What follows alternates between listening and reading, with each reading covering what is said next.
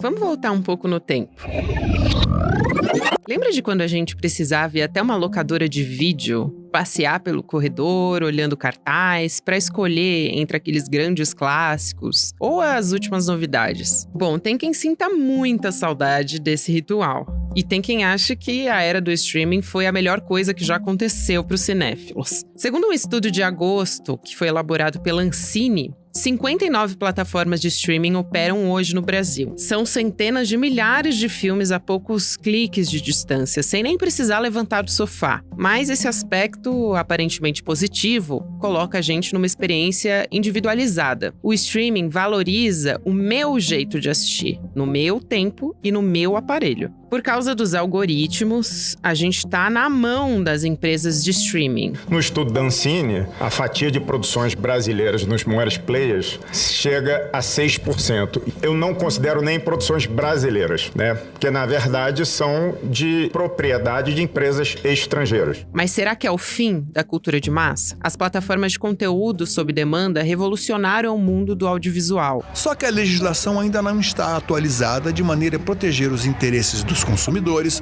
produtores e da cultura do nosso país. Com todo respeito a essa casa, com todo respeito às construções democráticas, mas 1% é uma migalha. As entidades avaliam que o texto tramita em rito acelerado e assodado, teria passado o trator sem considerar emendas enviadas pelo setor e pelo governo federal por meio do Ministério da Cultura. O que eles querem dizer aqui é literalmente que o texto passou de uma forma muito rápida, mais do que o normal, para beneficiar uma emissora específica brasileira. É o que eles continuam alegando, os advogados das empresas de streaming. A gente está dizendo de uma indústria que é forte e que cresce junto com todas as outras plataformas. A gente não quer excluir ninguém. Ninguém quer acabar com a Netflix. Imagina, nós somos parceiros da Netflix, parceiros da Amazon. Ninguém quer acabar com as plataformas. Um projeto de lei está tramitando no Senado e tenta regular a atuação desse mercado multimilionário no Brasil.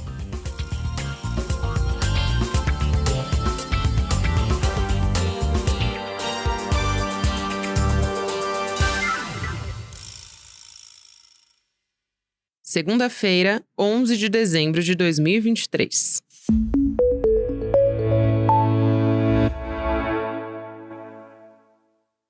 Olá, seja muito bem-vindo, seja muito bem-vinda. Eu sou a Gabriela Varela, esse é o Videocast em Detalhes, e aqui sempre com um convidado, uma convidada, a gente analisa uma temática ou uma notícia importante do momento. Hoje, em específico, a gente vai falar sobre o PL do streaming, que é uma proposta para regular o mercado de streaming aqui no Brasil e que está justamente em tramitação neste momento no Senado. Eu vou conversar com o Eduardo Ades, que é presidente da Abrace, Associação Brasileira de Cineastas do Rio de Janeiro. Ele é diretor, roteirista, também produtor dos documentários Barragem, de 2021, Torquato Neto, Todas as Horas do Fim, de 2017, e também Crônica da Demolição, de 2015. Eduardo, prazer falar contigo. Obrigada por aceitar nosso convite. Prazer, muito obrigado, Gabriela. Prazer estar aqui. Prazer é todo nosso. Eduardo, para começar, eu te pergunto o que é esse projeto de lei, quais são as mudanças que ele está propondo e como que o cinema brasileiro, que eu acho que é o mais importante, pode se beneficiar dessa nova regulamentação.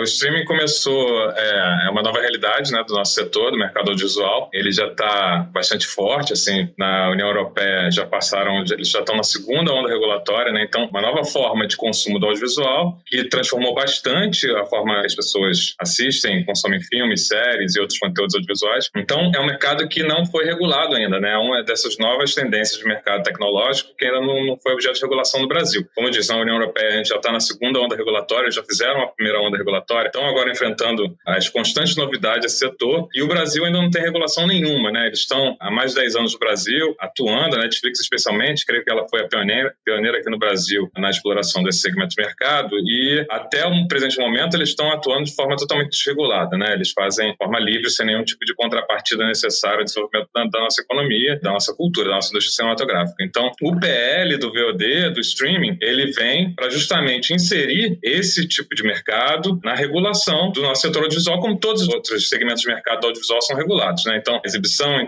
salas de cinema é regulada, a TV aberta tem algum tipo de regulação também, obviamente, a TV fechada tem regulação e agora o VOD também vai entrar nessa regulação. Então, óbvio, tem um aspecto bastante positivo disso tudo, que já é o reconhecimento da necessidade de regular esse segmento do mercado. Temos alguns avanços do projeto que está em tramitação no Senado Federal, mas ainda tem muitos pontos para serem afinados e melhorados. A gente vai falar justamente sobre isso aqui, né? Essa discussão surge para incluir o streaming na Condecine, né? Que é a contribuição para o desenvolvimento da indústria cinematográfica nacional. É mais ou menos o que já acontece, aí você pode me corrigir se eu estiver errada, né? Mas com os canais de televisão por assinatura, né? Em produtoras, por exemplo. Essa proposta é de uma tributação de até 3%, né? Essa alíquota é suficiente, Eduardo?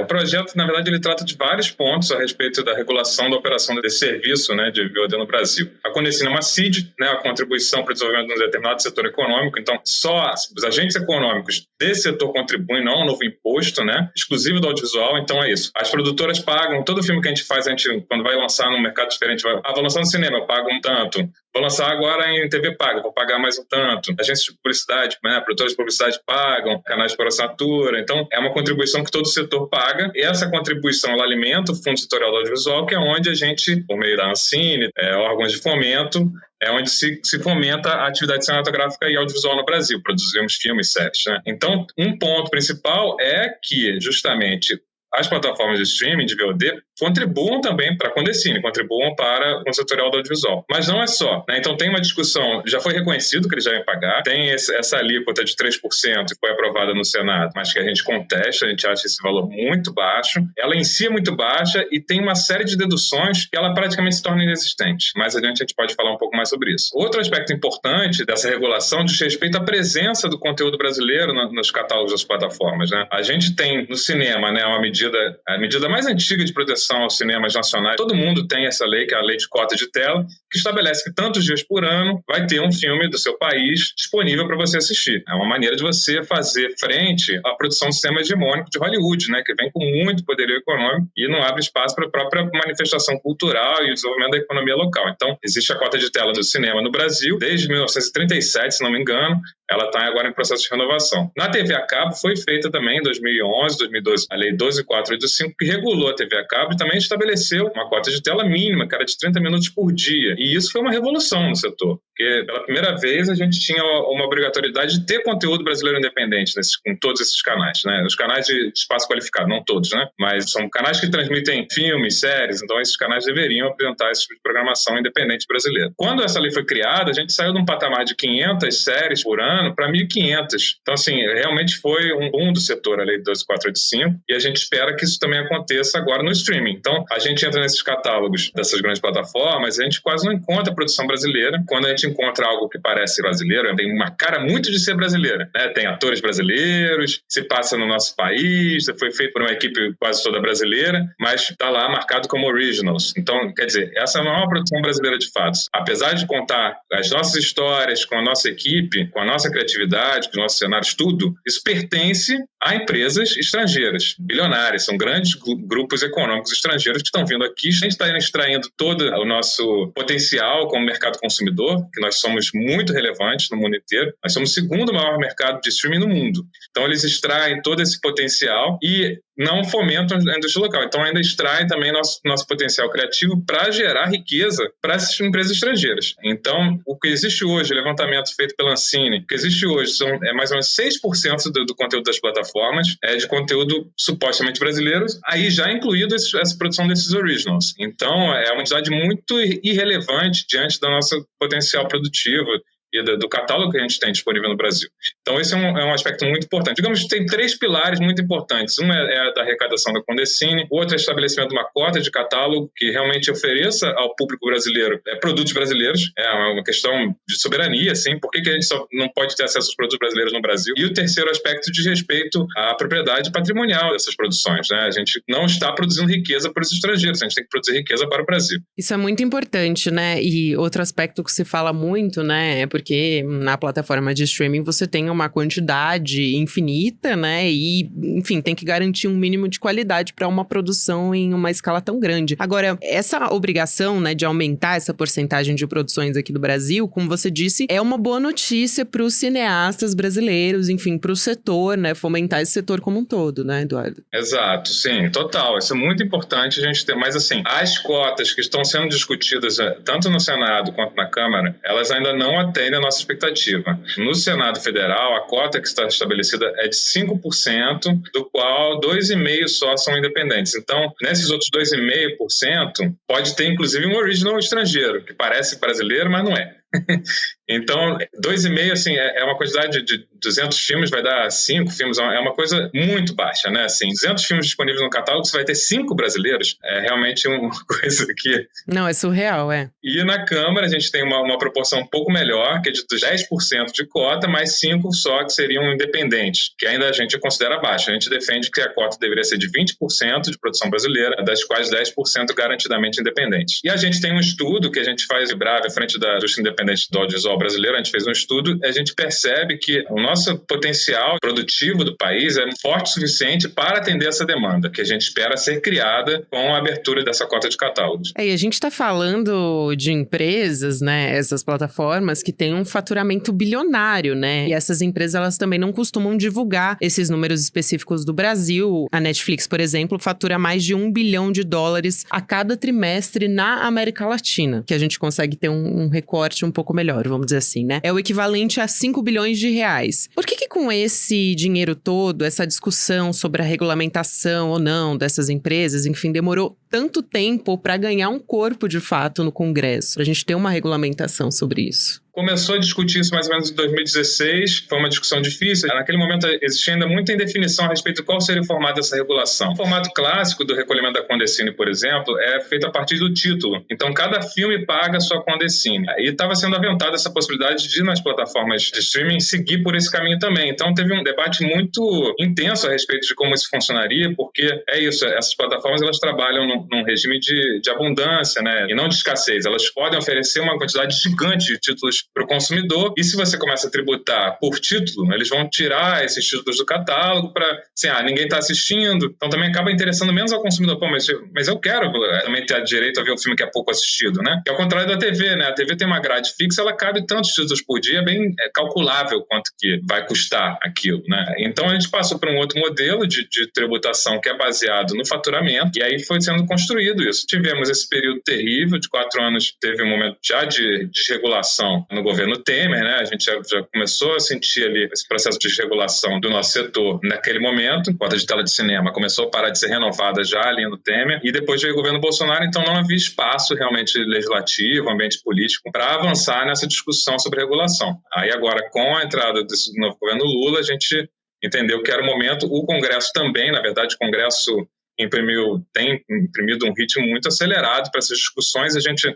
quer que se regule, mas a gente está também o setor também está um pouco rápido demais, porque, né, esse processo legislativo é complexo, é complicado, a gente não sabe tudo o que está acontecendo, tem substitutivos que ainda não foram publicados e tal, então a gente está tentando ver assim, não, vamos parar, vamos discutir a contento esses aspectos, são tantos detalhes, tantas questões que precisam de um pouco mais de calma para a gente realmente ter uma regulação firme, sólida, que seja realmente um marco estruturante do Brasil. Você acha que talvez audiências públicas e algo nesse sentido? Eu queria perguntar justamente como é que vocês estão dialogando, né, com esses parlamentares, porque de fato não dá para fazer essa discussão longe de quem realmente entende do assunto, né, longe das produtoras, enfim, dos cineastas e todo mundo que faz parte e conhece justamente todo esse setor. Exato. Foi dado um ritmo mais acelerado e aí a gente foi chegar junto, né, especialmente no caso do Senado, junto ao gabinete do senador Eduardo Gomes, que é o relator do PL no Senado, explicamos, olha, esse substitutivo da forma que está sendo apresentado não nos atende, não nos agrada, então a gente... Desses 3 pontos que você colocou, né? Especialmente, né, tem muito mais detalhes, assim, são 5 pontos principais, mas esses 3 pontos eles sintetizam de certa forma. Tem outros pontos como a garantia de regionalização também dos investimentos, né, para a gente ter uma expressão bastante diversa do país, né, mas enfim, esses 3 pontos são pilares de conceitos fundamentais. Então a gente levou isso a ele, falou, no início ele estava trazendo o relatório dele, estava trazendo 1% de Condecine, que realmente, assim, é um valor ridículo. A palavra parece. E aí a gente foi reforçando que aquele PL não estava nos atendendo, e aí a partir daí ele convocou audiências públicas, a gente participou dessas audiências e foi tornando mais claro quais eram as expectativas do setor. Então foi feita essa construção, mas de qualquer maneira está sendo uma tramitação rápida, porque está indo de uma comissão para outra numa velocidade muito rápida e não vai passar no plenário, então a gente sente que a gente não foi plenamente ouvido ali nos pontos essenciais. Parece que, assim, realmente o poder dessas plataformas é muito grande, o que a gente lamenta muito, assim, né? A gente queria que o Congresso Nacional tivesse mais sensibilidade para os interesses da economia brasileira, da cultura brasileira, né? Nós somos o setor que gera de valor agregado ao PIB, mais de 26 bilhões de forma direta, 65 bilhões indiretos, são muitas divisas, impostos, postos de trabalho, emprego. Então, assim, não fomentar esse setor não é inteligente como um projeto de país. Para ficar mais fácil para as pessoas entenderem até, acho que na pandemia a gente teve um exemplo muito direto disso, né? Porque as pessoas precisavam consumir cultura, minimamente pela sobrevivência mesmo, né? Foi uma relação muito próxima, eu acho, de todas as pessoas com plataformas de streaming também. Esse consumo foi muito maior nesse período. Foi um grande momento de expansão das plataformas aqui no Brasil e eu acho que também foi um momento que ficou claro que assim, não dá mais para eles continuarem atuando como se estivessem abaixo do radar, abaixo da lei. Vamos colocá-los dentro do regramento legal, da estrutura legal do país. Exatamente. E aí, quais pontos você acha, Eduardo, que devem ser, pensando, né, num projeto de lei ideal para a categoria, né, para o setor? E qual é a chance real que você avalia que vocês podem ter de ganhos dentro dessas tratativas, né? Porque, como você disse, tem sido muito difícil fazer essa discussão ouvindo todas as partes que deveriam, né, ser ouvidas para formular um projeto de lei que seria ideal para um projeto cultural, né, de país. A expectativa do setor, né? Quando a gente começou o debate lá no parlamento, a gente tinha uma expectativa de 14% de Condecine com abatimento. Assim, desses 14, 4 seriam recolhidos obrigatoriamente pelo Fundo Setorial do Audiovisual, né, onde seria feita a política pública de fato. Então, a Ancine ia gerir esses recursos junto com o agente financeiro e tal, fazer as chamadas públicas de acordo com que o Conselho Superior do Cinema, o Comitê Gestor do Fundo Setorial entendessem quais são as linhas prioritárias para desenvolver o nosso setor no Brasil. Então, e os outros 10% seriam de livre escolha das plataformas. Isso é uma tendência mundial. Quando é feita a regulação dessas plataformas em outros países do mundo, quase sempre existe um percentual que as plataformas, elas requerem assim, tá, eu vou contribuir, mas assim, eu também tenho que ter um pouco de poder de escolha a respeito do que volta pra gente. Então, seria 14%, dos quais 4 iam para o Fundo Setorial e 10% para projetos de livre escolha dessas plataformas, que eles iriam licenciar para exibir dentro das plataformas deles durante um determinado período de tempo. Então, essa nossa expectativa inicial era essa. A cota de catálogo era uma expectativa de 20%, dos quais 10% necessariamente independentes, né, de produtores brasileiros, sem relação com canais de televisão ou as próprias plataformas, né? Porque, por exemplo, o Globoplay, né, se você pega... Eles têm muito produto estrangeiro, não sei qual o percentual de fato do catálogo deles que é brasileiro, eu não tenho esse número aqui agora. Até existe esse número no relatório da Ancine. Mas a maior parte da produção brasileira que tem dentro do Globoplay é uma produção não independente, que são justamente as novelas, as minisséries produzidas pela própria Globo. Então, é provável que o Globoplay tenha mais de que 20% de produção brasileira, mas eles têm que garantir que 10% seja das produtoras independentes. Então, essa era a nossa expectativa inicial. No Senado, a gente conseguiu 3% de Condecine, sendo que ainda tem esse desconto, eles podem descontar um monte de coisa. Então, não é nem o faturamento bruto, e eles podem descontar também investimentos em produções próprias deles. Então, isso, para mim, é um dos aspectos mais escandalosos, assim, que a gente tem que realmente não pode isso passar adiante, né? Então, está saindo do Senado em algum momento, a votação foi adiada, vai ter mais uma audiência agora com o Alex Braga, o diretor-presidente da Ancine. Mais uma vez que seja aprovado dessa forma e vá para a Câmara, a gente espera sensibilizar os deputados, as deputadas, para corrigir essa distorção, porque dos 3% eles podem abater um percentual, mais da metade, produzindo produções deles próprios. Então, assim, um recurso que ia para a política pública, né? Então você faz uma renúncia fiscal desse recurso para produzir riqueza para o capital estrangeiro. Então, assim, você não pode financiar o patrimônio estrangeiro com recurso público brasileiro. Isso é um absurdo, uma absurdidade assim, total. Isso é inviável. Tem outro tipo de desconto que eles podem fazer, que é para construção e manutenção de infraestrutura. Também é uma coisa escandalosa. Então, assim, dessas grandes plataformas, vai construir um estúdio para baratear a produção deles. Então, eles constroem um estúdio gigante na Barra da Tijuca, no Morumbi, sei lá onde, e mandam a notinha fiscal aqui, tá 50 milhões aqui, construção desse estúdio, mais tanto aqui dos técnicos que eu pago para manter o estúdio, né? Os eletricistas, maquinistas, ou então até o pessoal da pós, editores, coloristas e tal. E, não vou pagar mais imposto não, porque eu tenho um estúdio que eu estou construindo, ou que eu estou mantendo. Então, assim, é escandaloso também. Isso não pode passar, né? Então, esses pontos dos descontos que eles podem fazer, isso precisa muito ser revisto, né? A gente não pode usar o recurso da política pública, o recurso que, digamos, é um recurso público, né? Fazer uma renúncia fiscal desse recurso para a produção de riqueza para o capital estrangeiro. Isso de jeito nenhum. E aí lá na Câmara a gente tem um cenário melhor. Assim, na Câmara a gente está em diálogo com o gabinete do deputado André Figueiredo, né, do PDT do Ceará. Ele é o relator do projeto de lei que foi proposto pelo deputado Paulo Teixeira. Então lá a gente está com uma Condecine de 6%, né? Isso eu estou falando assim, ao patamar máximo, né, que diz respeito às grandes plataformas.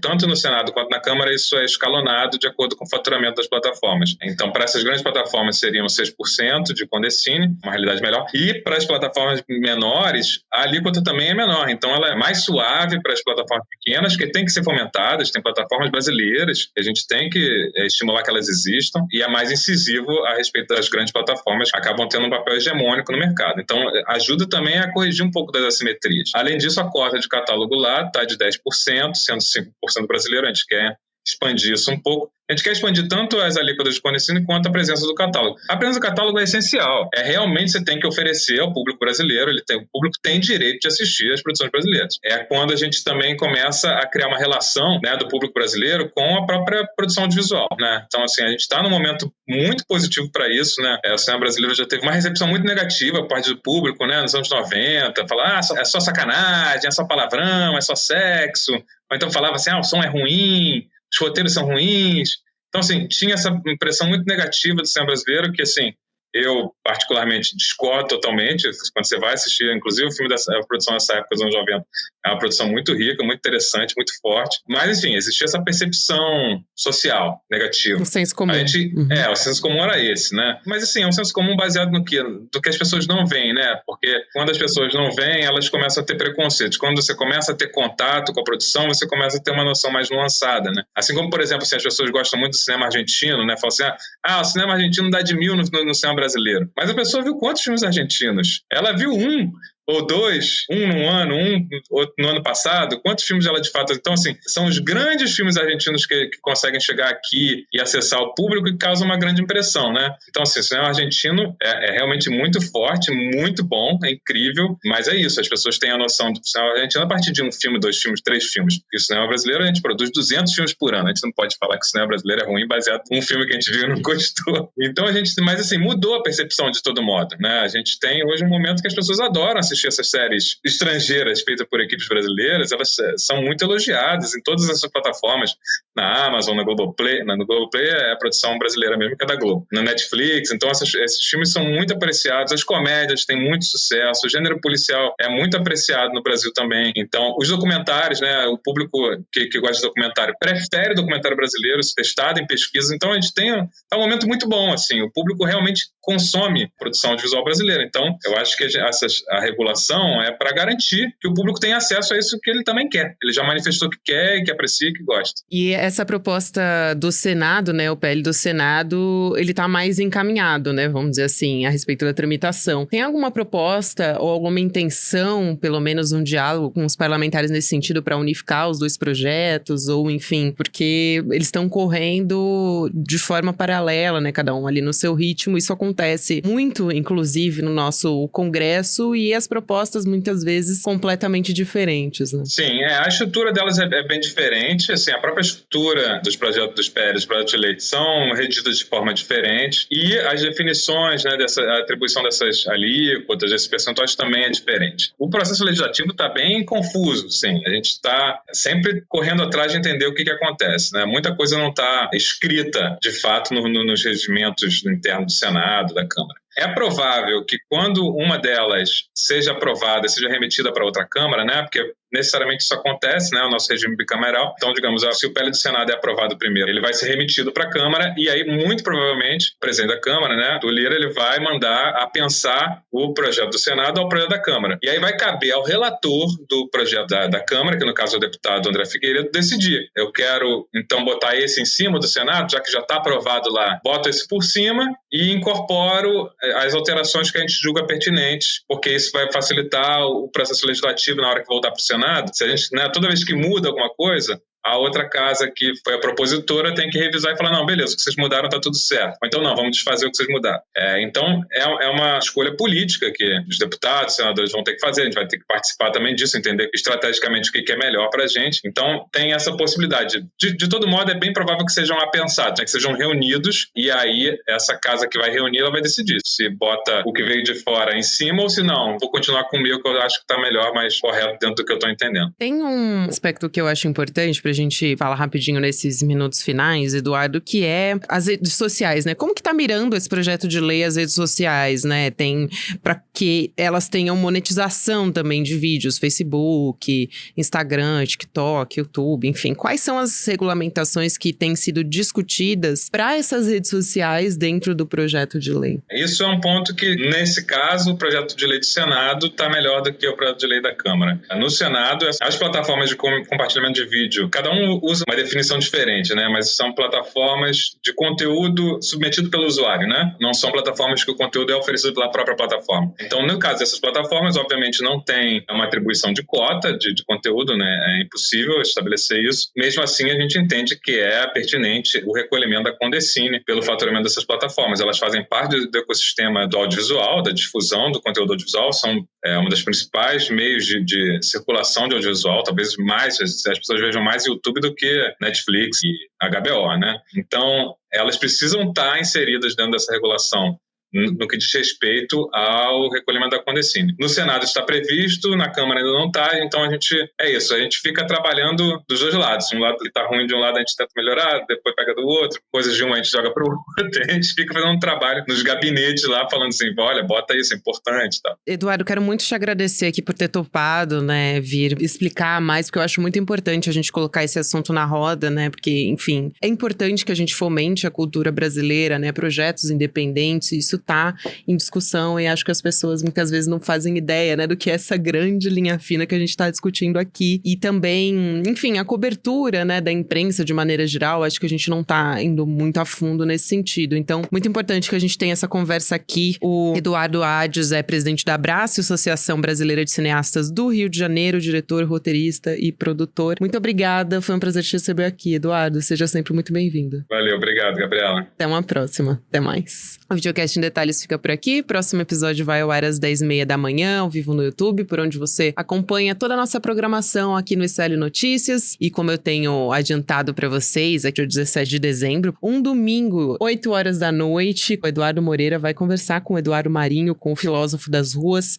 sobre a indignação como filosofia de vida. Então, muito importante pra gente pensar fora da caixinha, né? Uma reflexão que vai fazer você questionar o sistema. Só lembrando que para você assistir essa aula no dia 17 de dezembro, você precisa fazer a sua inscrição e garantir a sua vaga, e você consegue fazer em ecl.com.br/emdetalhes. E aí você não perde, se inscreve antes do dia 17 de dezembro para você não ficar fora dessa. Muito obrigada a você que me acompanhou até aqui e até amanhã.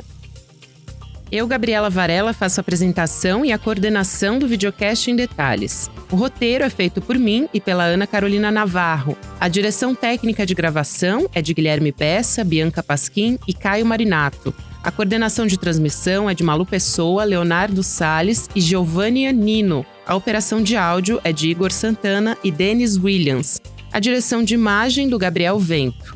A produção é da Elô Macrini. A vinheta original é de Caio Marinato. A edição de áudio e sonorização são de César Degani. A direção de mídias sociais é de Joema Martins. E a direção de arte é de Stella Spironelli. A coordenação de artes gráficas de Isabela Chiara. A direção de programação é de Maurício Arruda. E a produção executiva de Eduardo Moreira e Rafael Donatiello. Este episódio usou áudios da TV Senado e Portal Metrópolis.